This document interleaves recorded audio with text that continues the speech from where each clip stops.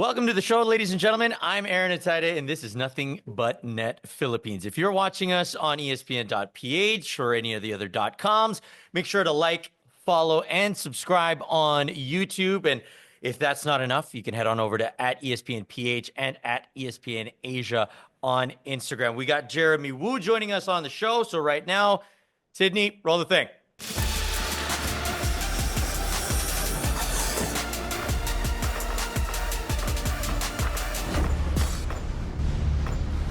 Welcome to the show and welcome in our draft expert on the show. Second time running here on Nothing But Net Philippines. Jeremy Woo, how you doing, buddy? How is March Madness treating you? I'm great. It's always a great time of year. It's been a great tournament. I think we've seen a lot of good players and prospects advance Hmm. pretty far. So, from our perspective, not a ton of crazy upsets, but we did get to see a lot of great prospects go head to head. So it's been fun. Yeah, and I think that for a lot of people, we're watching the tournament more as our brackets slowly fall apart. For you, it's about something different. It's about seeing how your big board of all the potential draftees looks like. When you were watching it, how did your big board move at all throughout the tournament? You try to not have too much recency bias when you're evaluating the tournament. I think we've seen plenty of instances over, the last however many years you want to say, I mean, decade, whatever, Yeah. since I've been doing it.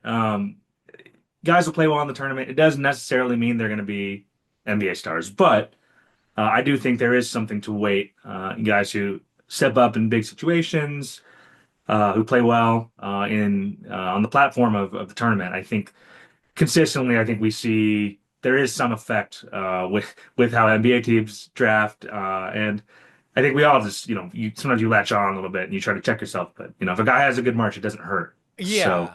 absolutely. And when you are going through this, I guess the one team that really comes to mind when I think about that was Florida, because oddly enough, this is an older team, something that we don't necessarily see as a reason for you to draft someone high. But for instance, someone like Walter Clayton Jr., who's been phenomenal all throughout the tournament, does age come into factor for NBA scouts, and how much does it?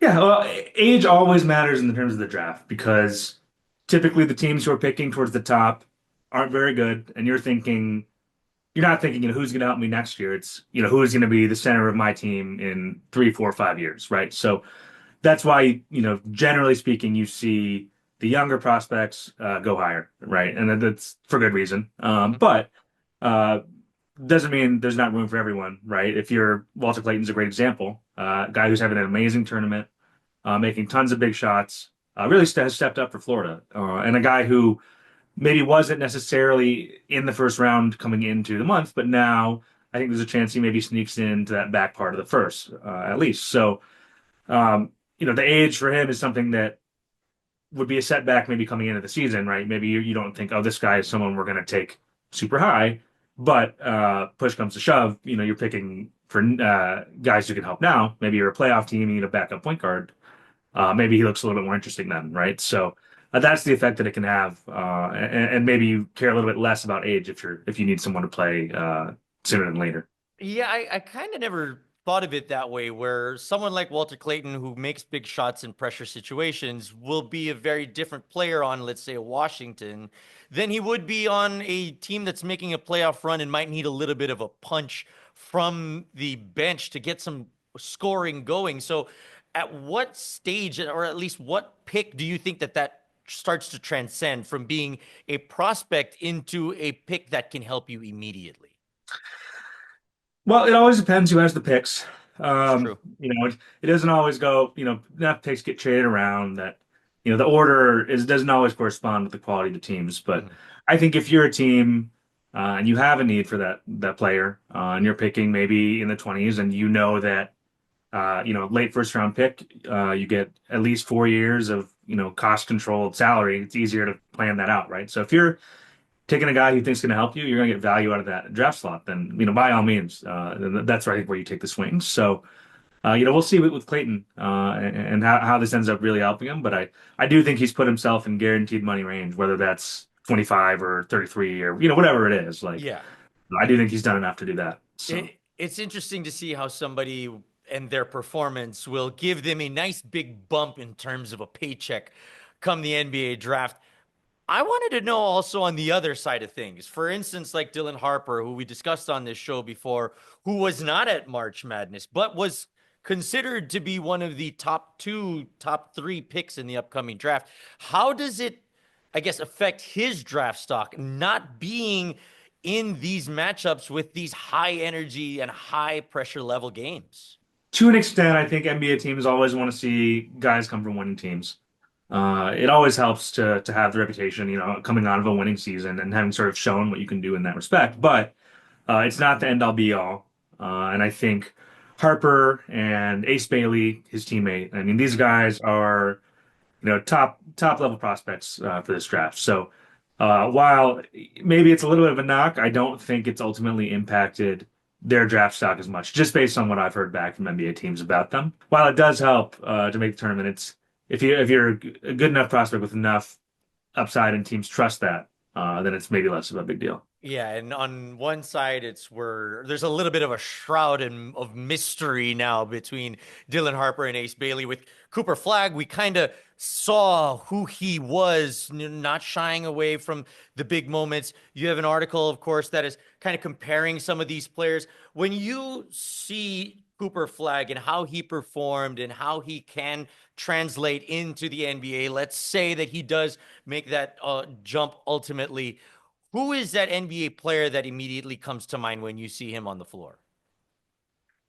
Yeah, well, he's a really hard player to compare. I would start just by saying that because I think the more you dig into how strong of a season he had just by the numbers, and you watch him, and it all kind of adds up, right? I mean, it's hard to make comparisons because he's outplaying a lot of these great players and what they did in college. The names that have come up, in my conversations with NBA scouts, like I think some of the ones that we like are, I think Kawhi Leonard is an interesting one. Obviously, very, I very, like that. setting the bar high, but if you look at the impact on both ends, that Kawhi had in his prime, I think neither one of them are the most like skillful, dynamic players with the ball in their hands, but they're both super effective. Mhm. And the other name that's come up is Jason Tatum, another Duke Another Duke guy, former yeah. one and done.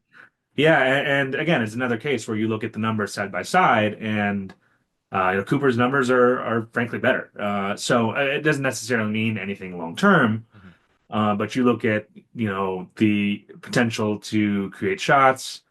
Cooper is further along defensively. I think Tatum was probably a little bit more polished of a scorer. But Cooper's much more advanced playmaker. So again, it's not a perfect comparison because he's a little bit more advanced at the same age. But you can see how he might turn into one of the better two-way star forwards in the league if it all goes in the same path. So. Yeah. With Dylan Harper, who is that NBA player that he reminds you of? With Dylan, NBA teams, scouts have sort of, this is another one. Is a little bit tricky because it's sort of a unique skill set with his body type and size. Cade Cunningham from the Pistons has come up a decent amount, former number one I pick. like that. Yeah. Um, Cade is a little bit bigger. I think it's not a perfect one-to-one comparison, but you look at the way that they create shots using their body, the playmaking ability, the way that they score. I think there's something to that. And another name is Jalen Brunson, who, again, Jalen's smaller. It's not quite the same. Mhm. Jalen doesn't have the same size as Dylan, but they're both left-handed. They're both sort of more reliant on craft and physicality to score versus being the fastest guy. One thing Dylan's going to have to prove is sort of bringing the competitive edge. That's one thing, Brunson, you've never questioned. He's always been extremely, extremely competitive. We'll see how that evolves for Harper. Potentially big, strong point guard who can make plays, who can score, and sort of control the game. Just one last question before we let you go, Jeremy. It's always easy to look back at it now, but with how you knew the players that were in the tournament, how bad was your tournament bracket? Like, what was the percentage that we're looking at right now? Oh, I think I did okay.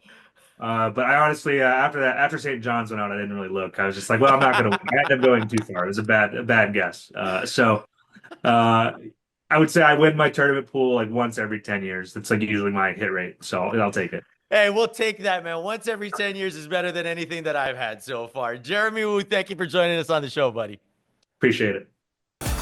Now we move on to the Philippine basketball conversation. And obviously, the first topic that came across my table was who has the best chance of stopping TNT from winning a Grand Slam? And I think that this is an interesting question for many reasons, but we'll start out with the main one, with the teams that can actually prevent it from happening. Of course, the ones that will come to mind, San Miguel. When you have the best local player in an importless conference in a Philippine Cup, that is always the biggest advantage to you. So June Mar Fajardo being on the Beermen gives them the best chance of winning it every single time that we do a Philippine Cup. Then, of course, Barangay Ginebra San Miguel. When you have the second best, arguably, this and now member of the PBA 50, Scotty Thompson, on your lineup, you are also at the top of the list of teams that can win the conference. And you pair that with of course, the legend that is Tim Cone, and arguably the best and deepest team of locals in the league. And then, of course, the beauty of the Philippine Cup is that there's always some magic to it. There's always an opportunity for a team that is going to feel hot for the next 3-4 months and can hit outside shots. We will always have the idea of Powerade in the back of our minds with Gary David going crazy and lighting it up. But my biggest concern is TNT themselves. They will be without their best import back-to-back in Ronde Hollis Jefferson and their best local in Jason Castro. So the biggest concern for TNT will be themselves. It will be an uphill climb, but we will see if they're going to be able to carry it on over into a Grand Slam. On the other side of things, I wanted to bring up a conversation that I don't think has been had around here in a while, and that is about the timing of which PBA conferences are played. We are about to have we just had a conversation on who is the best chance of stopping a champion, and we haven't even been a week after crowning that champion. I think that the level of which that we have so many champions in a year diminishes the value of each championship. The gap between crowning a championship and starting the next conference was shorter than the actual PBA finals. That blows my mind. We have not given the fans, the pundits, I guess, even fellow players to digest what was from the Commissioner's Cup Championship, to understand what it was for TNT to win a 7-game series against Barangay Ginebra again. Like, we have not been able to fully break down what that meant. And yet here we are playing another conference, not giving the fans any chance to understand and miss really the PBA. We have an empty arena sometimes because of this, and it just feels a little tiring as a fan now more than anything. I want to miss the PBA. I want to wake up and be like, oh, sayang walang PBA ngayon. I wish that we had that, but instead we're back in it, and it feels like the players are just going through the motions. When you have more championships, it devalues previous championships. When you have more postseasons, it diminishes the value of winning a postseason game. And when you diminish the value of postseason wins, you diminish the regular season and elimination. And that's where we're at right now. What do you think? Do you miss missing the PBA? Because that's where I'm at right now. Hopefully you guys can leave it in the comments section so that we can have that conversation. If you need some more goodness here on Nothing But Net Philippines, make sure to head on over to espn.ph for more, and like and subscribe to all of our stuff on YouTube, at ESPNPH on Instagram, at ESPN Asia as well. This has been Aaron Atayde. We'll see you all next time.